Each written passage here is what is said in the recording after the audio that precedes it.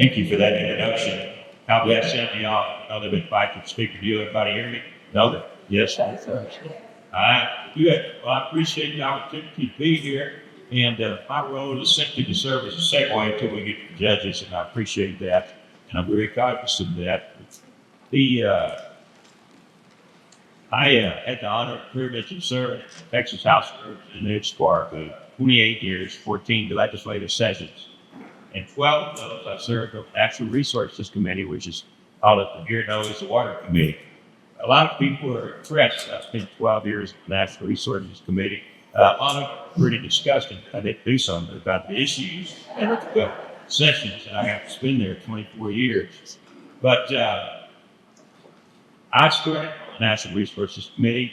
Speaker Pete Laney looked me on there as a freshman legislator, early in the deal, and we had one fight in Uvalde County where I was living at the time. I represented the district with about 6 or 7 counties. I can't remember, but Uvalde, Medina County, and 2 of them.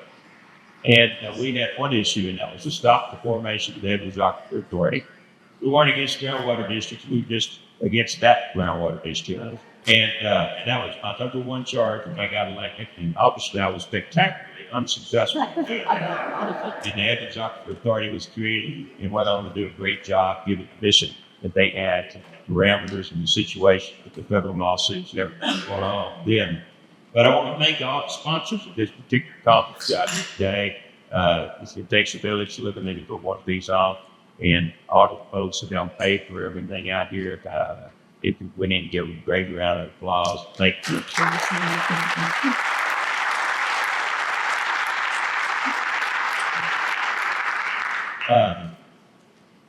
Where's the thank you? Yeah. Right here. There you are. Thank you. And so, all of the surface water stuff had been adjudicated pretty much over a course of, we forget that it was a 50-year battle, I think, hopefully, before they got that all adjudicated. So we didn't have too many fights about that in the early days, other than the downstream issues of the Guadalupe River. But what we did have was groundwater conservation districts, because the legislature had decided that GCDs were going to be their chosen method of regulating groundwater when it was as a groundwater resource. And so we were creating these GCDs all over. And I can't tell you how many times people have asked us, they said, why in the world did y'all create all of these single county groundwater districts where they're all pumping out the old Olive, for example, or they're all pumping out the Teresa or whatever aquifer it is. And I told them simply, it was politics.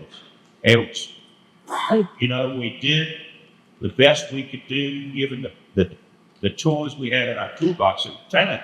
And we couldn't get a district created. You had to get 3 or 4, 5 or 6 or 7 counties together.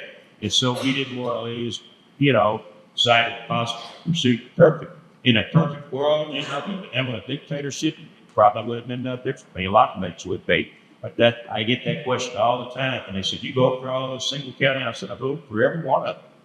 And we learned some things over the years. One thing was, a lot of those districts were defensive districts in the early days. Some of them still are. But they didn't want to spend any money. Heaven forbid they have to have lower tax or anything like that. We learned right away that a district with no money to operate is worse than no district at all in some respects. And so, over the years, we couldn't allow it to form if they didn't have a real revenue source and a real mission. There was a lot of legislators that were leaders at Russell Brown, David Council, the chairman of the committee, former Lieutenant Governor Bob Bullock was a big believer of water issues, and not of other people, like State Laney, that were instrumental in that type of thing. And I know we're very, very fortunate today. We heard earlier from Representative Eddie Morales and Chairman Landgraf about their thoughts, and they're on this issue. And you're very, very fortunate to have those 2 gentlemen represent this part of the world out here. One of the big things we did was the interbasin transfer prohibition. They will tell you it's not prohibition, that you can't get it. I just nobody's been able to figure it out yet. And we did that in the mid-90s. And it seemed like a good idea at the time. We had 2 very powerful state legislators that were pushing it. One of them was chairman of the Appropriations Committee, and the other was chairman of the Calendars. They were both very alpha males, and he got it done.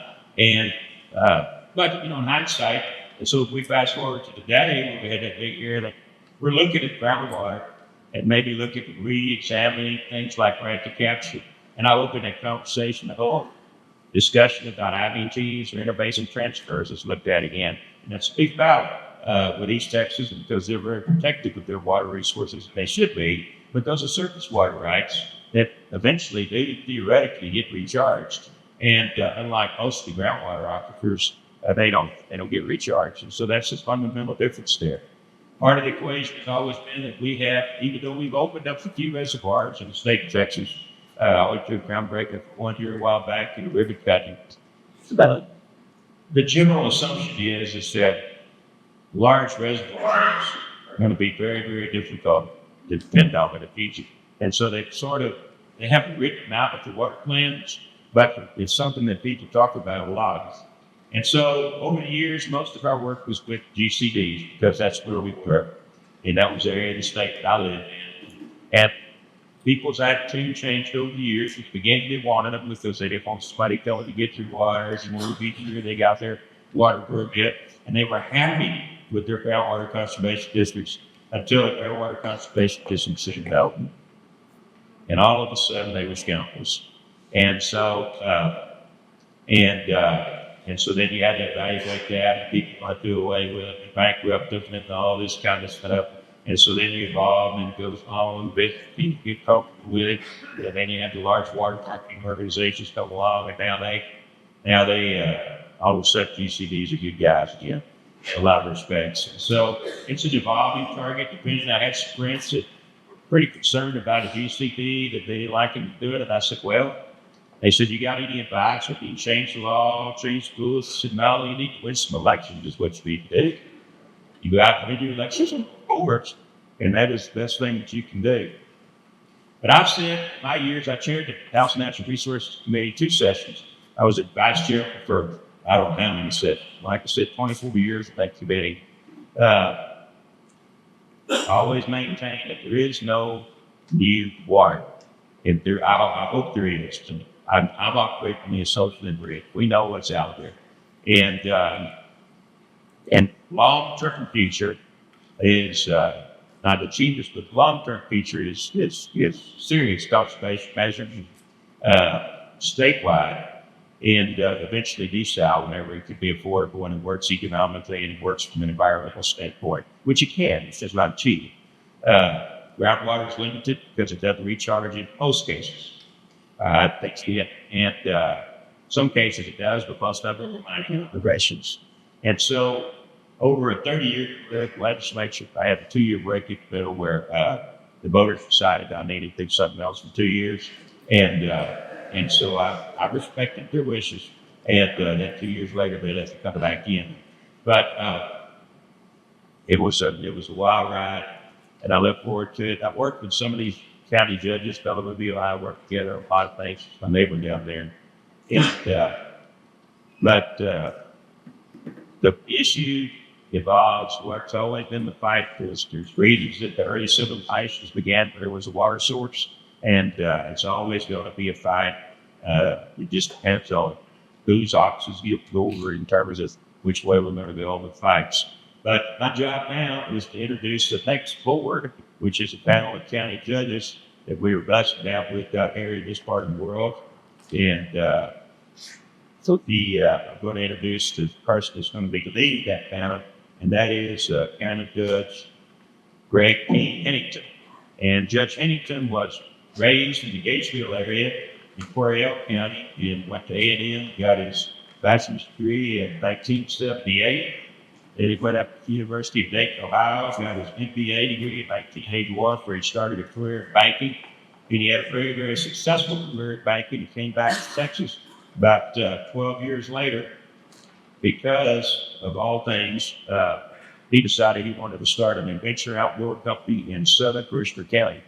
And how you go from being VP at the bank, you decide you want to start a rapid company is what I'm sure there's a story there that he can tell us. And while he was here, he met his wife, Linda. She was a banker up in Fort Davis. They got married, and together they built that company, and they had it for 32 years. He did very, very well with it. And they sold it in 1992. They sold it in 2023 and moved to Alpine, where he got elected to be the county judge here in Brewster County, and he's currently serving as the county judge here in Brewster County. And Belinda is a local florist here in Alpine, Texas. And he's a licensed paramedic and firefighter. He's got 2 daughters, 4 grandchildren. And I want to tell you that county judges and the legislature have a unique relationship, because the legislature passes the laws that and asks the county to implement and pay for it too, by the way. And so, and on project mandates, and that you hear that, it really does happen. And it is a struggle. And you have to roll the property taxes get high. The legislature hears all the complaints to oil income and state tax. So it's a love-hate relationship that the county judges and the legislature have. But I got to tell you that we couldn't operate without and some of the finest men and women that I've ever had the opportunity to work with the public service with some of the county judges. And we certainly have 3 up here with us today, 3 or 4 of them with us here today. And I want to welcome, and this time, if you would join with me, Judge Haynes.